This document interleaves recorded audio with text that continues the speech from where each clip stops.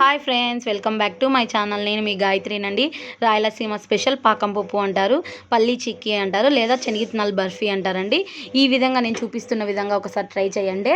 నేను 1 కప్పు శనగిత్తనాలు తీసుకుంటున్నానండి. తీసుకొని బాగా వేయించుకోవాలి. చట్నీకి ఎలాగైతే మీరు వేయించుకుంటారో ఆ విధంగా వేయించుకోండి. వేయించుకున్నాక స్టవ్ ఆఫ్ చేస్తారు కదా, ఒక 5 మినిట్స్ అట్లే వేడి పెనంలోనే పెట్టండి. తీసి అవి బాగా అలాగే వేయించుకున్న తర్వాత అలాగే పెట్టండి. పెట్టిన తర్వాత ఒక ప్లేట్లోకి తీసేసుకొని పొట్టంతా తీసేసి ఇలాగ నేను చూపిస్తున్న విధంగా ఇలాగ నలిపి పెట్టుకోండి. శనగిత్తనాల్ని ఇవి పక్కన పెట్టేసుకుందాం. అదే కప్పుతో నేను 1/2 కప్పు బెల్లం తీసుకుంటున్నానండి. టీ గ్లాస్ అంత వాటర్ తీసుకుంటున్నాను. అలాగా దాంట్లోకి ఇప్పుడే 3 యాలక్కలు వేస్తున్నాను అనమాట. యాలక్కలు వేసుకొని ఫస్ట్ బాగా కరిగేంత వరకు మీడియం ఫ్లేమ్లోనే పెట్టండి.